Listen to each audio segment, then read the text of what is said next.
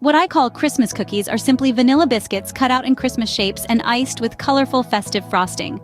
They taste like shortbread cookies, but not quite as buttery or crumbly. They are as classic as vanilla biscuits can be.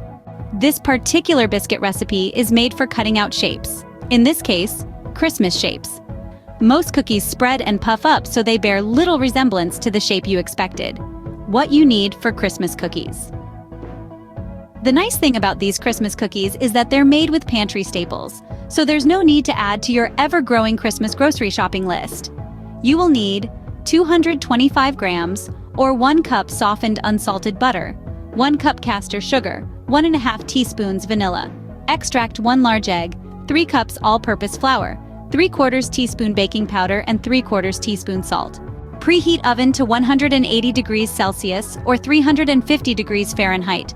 Line 2 baking sheets with parchment paper. Beat butter and sugar in a large bowl until creamy, 1 minute on speed 5. Add egg and vanilla, beat until completely combined. Add flour, baking powder and salt. Start mixing slowly, then beat until the flour is incorporated. It will be clumpy. Dust work surface with flour, scrape dough out of bowl, pat together then cut in half, then shape into 2 discs. Roll out to 0.3 centimeters or 1/8 inches for thinner, crispier cookies, or 0.6 centimeters or 1/4 inches for thicker, softer cookies, sprinkling with flour under and over the dough so it doesn't stick. Use cookie cutters to press out shapes and use a knife or spatula to transfer shapes to prepared baking sheets. Keep dough that doesn't fit in the oven in the fridge. Bake for 10 minutes, swapping trays halfway until the surface is pale golden and the edges are just beginning to turn light golden. Allow cookies to cool completely on trays. They will finish cooking on the trays.